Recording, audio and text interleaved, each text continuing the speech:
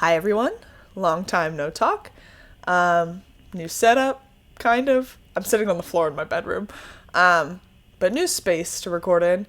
And it's been 10 months since last time I recorded, so let's get into it.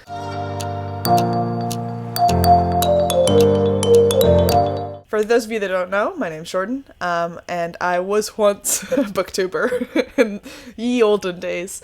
It's been a bit. Last video I recorded was titled She's Back, so obviously that was not true. But now I'm making no promises. I'm recording a video because I felt like it. And actually, funny story, earlier this week I stayed home sick from work, and I was bored because I was sick and doing nothing. So I was like, let me record a tier ranking of every book I read in 2024. Recorded the whole video, screen recorded the tier ranking, did all of that, fully edited the video in Final Cut, and then Final Cut was like, what if I mess things up to where you accidentally delete your source video? So then I only had the screen recording of the tier ranking, and alas, that will never see the light of day because I was not going to re-record it, because with tier rankings, it's like, you don't really prep for it, or at least I don't prep for it. I like just go off of my gut as I'm going through the list. So it felt disingenuous to then re-record it. So whatever, that will never see the light of day. Sorry, blame Final Cut, blame Apple. So I decided to kind of take what I did there and make a top 10 videos of last year. And I'm just basing it off of the tier ranking I did. I'm taking the top 10 books I put on there. The only parameters I gave myself for including in the top 10 or not, I didn't include any rereads because some of my top tier ranking things were rereads. So I didn't include any of that, and I didn't include any nonfiction. I did want to mention two nonfiction books kind of as like a honorable mention type thing, because I did read two books that I thought were amazing, but I didn't want to include them on this because this is going to be my top fiction of the year. First is Anxious Generation.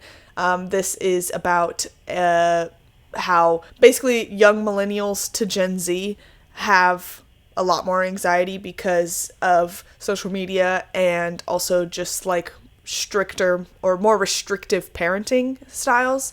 And it, as someone that had a baby in the past year and a half, it really changed how I feel about how I'm going to parent my son. And then the other one was Invisible Women, which is about data bias against women, and how it has affected women's lives all around the world, from things as small as the temperature in office buildings to as large as medical decisions, life or death things, medicine testing, etc., etc. So those two books are incredible, and I didn't want to leave them completely out of this video because they were some of the best books I read last year, but they will not be in the top 10. My reading last year, I read less last year than I normally do. I normally read somewhere between like 130 to 160 books. Last year I read like 70 something. I did have a child last February, and so my year was very busy and sleepless, and reading was not my priority.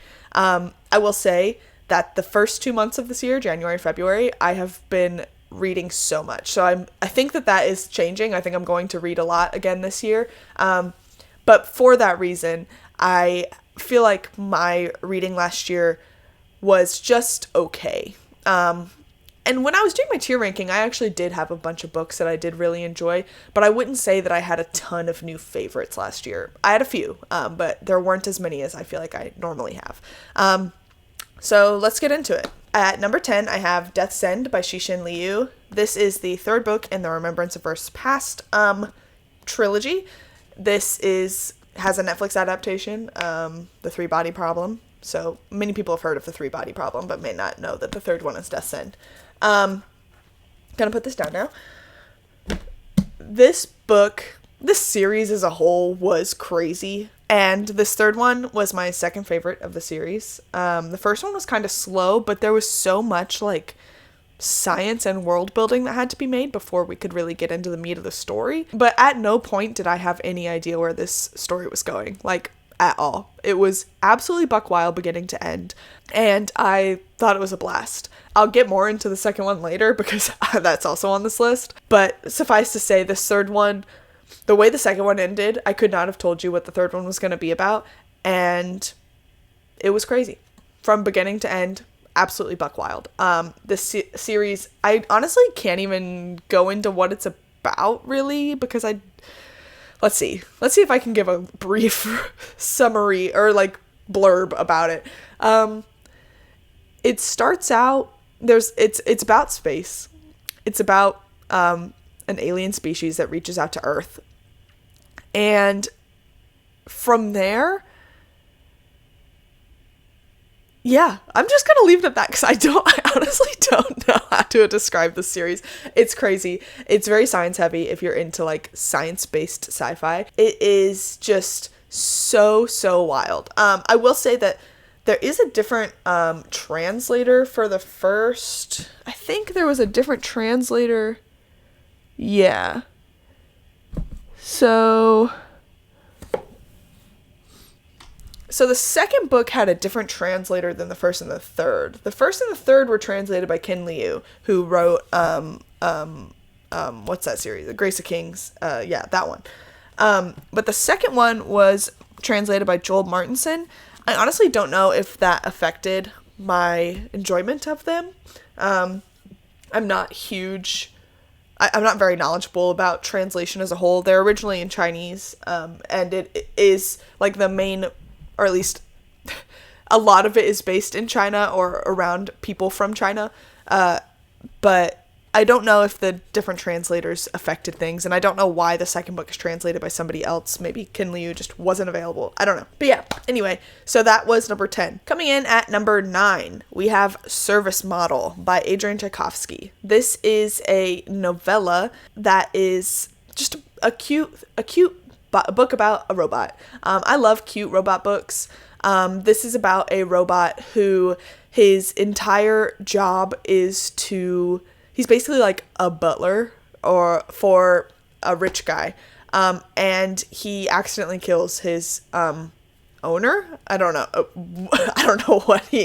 know what correct terminology there is there, but he accidentally kills him and basically goes on a soul-searching quest to figure out what his purpose in life is. It's funny, it's touching, it goes in ways that I like didn't predict at all. Was this a novella? Y'all, I don't remember.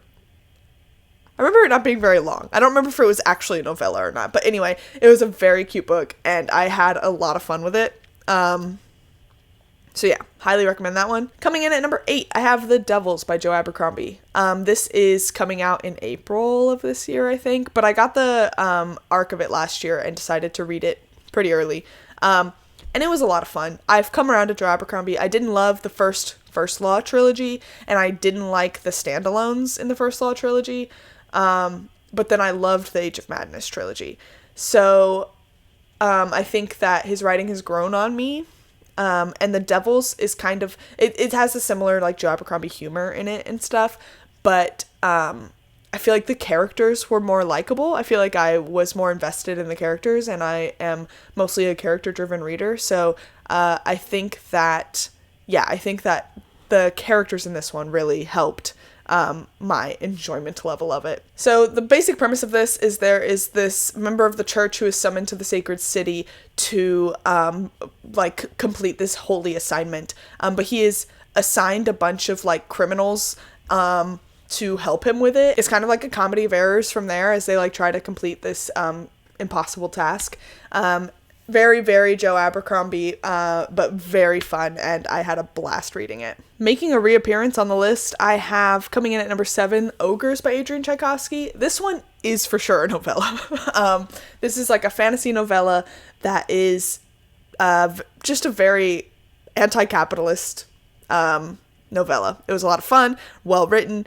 It's a novella, so I don't want to get too far into it, but I thought this book was really well written and made its point in a way that didn't feel like they were pushing it in your face or anything. And yeah, I loved this book. Coming in at number 6, I have The Dark Forest by Cixin Liu. This is, as I said, the second book in the Remembranceverse past. This book, obviously the sequel to The Three-Body Problem, and I've already talked quite a bit about The Three-Body Problem, so I won't go too far into it. But the way The Three-Body Problem ended, I kind of had an idea of where this book would start. But by the time we got to the end of this book, I remember messaging people that had read it, and I was like, guys, it feels like the book is done. Like, the story felt complete. I felt like we wrapped everything up. So I was like, what the hell is the third book going to be about? Not to say that the third book was unnecessary, because it got absolutely wild and also was very good. So, but I do think I had more fun with The Dark Forest overall. It had a lot of science stuff that I really enjoyed with it. And again, I never knew what was coming at any moment. Coming in at number 5, making another appearance, is The Wisdom of Crowds by Joe Abercrombie. This is the third book in the Age of Madness trilogy. Like I said earlier, Joe Abercrombie has grown on me, and I really, really loved the Age of Madness trilogy. Kyle from Read by Kyle, after I didn't love First Law and didn't like the standalones, he was like, just try Age of Madness, just try it, just try, humor me and try it, I think you'll like it. He was right. I loved it. It is set in the same world as the First Law trilogy, with some repeat characters, and some new characters, and I honestly cannot pinpoint why this series worked for me and the other didn't. I remember my big problem with the first series being that everything felt too silly for how high the stakes were. Like, it felt like none of the characters took anything seriously, and then the way it ended, the way the whole trilogy ended as a whole, felt like literally the whole story was purposeless. And that came out a little harsh. There were definitely moments that I liked in that first trilogy, but there were some things that fell flat for me. And I don't know if my reading taste has changed or if he kind of changed the way he wrote the story, but this trilogy worked really well for me. And I'm glad it did, because I had a blast reading them. Won't go into what they're about, because again, they're like set in the same world as First Law. But if you know nothing about First Law, it's just, he's like, Joe Abercrombie's known as like the Lord Grimdark or whatever. He writes this grimdark world where nobody's happy, everything's dismal, but he makes it fun and funny for the reader. So yeah, Age of Madness worked for me. Wisdom of Crowds was great. Coming in at number 4 is a book that kind of took BookTube and Bookstagram by storm last year, or maybe it was the year before. I don't know, but I read it last year, and that is The Will of the Many by James Islington. Y'all, I don't know how to say his name. This book, I'm always one to get on a hype train. I'm not ashamed to say I fall for hype all the time. This book was a blast. It's like a magic school kind of story, with a lot of political machinations, and that's like some of my favorite things. I love it doesn't fall in the same way. I would call it dark academia, but not in the same way that other like mainstream dark academia is classified. I don't know how to explain it, but it is set in a school. There is magic. There's a lot of political influence that happens within the schooling and everything. Incredible book. I'm so excited for the second one. I will have to reread this first one before the second one, because I don't really remember much of what happens in it. But I do remember loving it. So coming in at number 3 is Nevernight by Jay Kristoff. This might be a surprise to some, because I've never talked about Jay Kristoff on this channel, really, because I had never read him before last year. I feel like Jay Kristoff has like a reputation in the book community of being like edgy to the point of cringe, and I just was never really interested in it. But looking back now, I don't know why, because I love edgy and dark in books, and like, I'm okay with some cringe. I'm cringe, so like, I don't know why I avoided it for so long. But this Nevernight series was very good. I actually just finished the third book last month, or maybe the beginning of this month. And I think that the third book is probably my favorite now. But the first book was very fun. It's about this girl who trains her whole life to go to this school for assassins to become the world's greatest secret assassin society member kind of thing. One, I love a school setting. There are 2 books here that have a mainly school setting. But also I feel like the world building was done really well. The second book isn't on this list because the second book has like a gladiator style storytelling. Like there's a gladiator setting. And I've historically not really loved gladiator kind of storylines. Like Empire of Silence has a gladiator storyline, and it's like my least favorite part of the whole Sun Eater series. So I think that those just don't work for me personally, and I don't know why, but personal preference. So the second book I didn't love as much, but the reveals we got and stuff were still crazy, and the world building that grew on it was very good.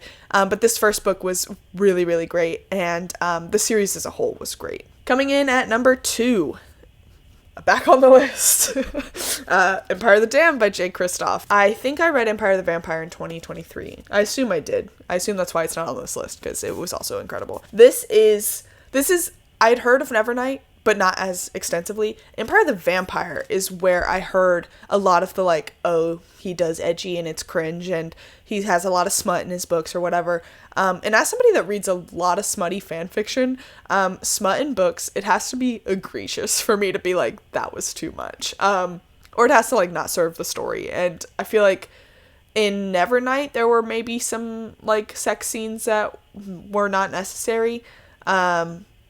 But Empire of the Vampire and Empire of the Damned, I feel like every single one added to the story in some way. I didn't think they were unnecessary or just there to be like, oh, here's another sex scene, you know? I feel like they really worked in this series. And they're also like not that much of the book. Like they're not that big of a deal. So if that's like what's holding you back, I mean, know your limits, know your boundaries. But if you're holding back because you're like, oh, it's just all smutty, it's not. So this book is told in a similar way as Interview with the Vampire by Anne Rice, where only it's this is a vampire is interviewing a vampire hunter and just like how he got to where he is. And then the second book is continuing that story. But there is also some like present day story that we get told as well of this vampire and how like what they're doing here and what happens from there. And it is so good. There's like a father-daughter storyline, which is like sometimes some of my favorite like plots in books. The world is dark in a way that doesn't feel extreme or unnecessary. It is dark because there are vampires that have taken over the world, and it is also literally dark because there is no sunshine anymore. But it was a very fun is maybe the wrong word. I had a great time reading them. And I highly recommend them if you're avoiding them because of like the cringy darkness kind of thing, cringy like whatever. Give it a shot. You might like it. There are definitely like some of the humor is cringy and weird, but it worked for me. I don't know what to tell you. I really enjoyed it. Coming in at number 1, the best book of the year. This is probably going to be a shock to no one, and I didn't bring it with me to hold up because it's gigantic and I didn't want to. And that is Wind and Truth by Brandon Sanderson. This is the last book in the first arc of the Stormlight Archive, so it's book 5. This kind of brought me out of a year-long reading slump. I mean, I know I said I read 70 books. I was reading continually throughout the year, but it was taking me a very long time to finish books, longer than I normally would, which is why I read like 50 less books than I normally do. This one I read in 2 weeks, and it's like, 1,400 pages or something crazy. I won't get too far into it because it is the 5th book in a series, but I think that while I agree with some of the criticisms about like how some of the discussions between characters about like mental health and stuff were sometimes a little heavy-handed, I do agree with that. Like sometimes I was like, you're laying it on a little thick. It's giving therapy speak. But I still think that where this story went and the Sanderlanche that happened and everything was just so crazy. I couldn't have predicted where things would go. And I'm so excited for where we're going to pick up for the second arc of the Stormlight Archive. I think that this first one ended in a way that felt good, but also left a lot open to be explored more in this next section of the Stormlight Archive. And yeah, I think this 5th book was great. I've seen some people say that it's like their least favorite. I definitely don't think it's my least favorite. Is it my favorite? I don't know. I have a soft spot for Oathbringer, and I know that's one that a lot of people say has a lot of pacing issues, which I would agree with. I just think I really love Dalinar's flashbacks. So I don't know if I would say Wind and Truth is my favorite of the 5. They're all great, honestly, so I have no idea which is my favorite. But this one was really, really good. And like recency bias, right? When I finished it, I was like, I've never read a better book in my life. With some reflection now, I don't think that's true, but it was very good. It was incredible. So if you haven't read Stormlight Archive, what are you doing? Read it. So that is my top books of 2024. This has actually been a lot of fun to record again. I feel like I'm finally at a place as a mom where I know, like, I kind of have a schedule, so I might be able to record more often. I'm not going to come and promise any sort of schedule or any sort of regularity. Last time I was like, oh, she's back, and then I didn't film for 10 more months.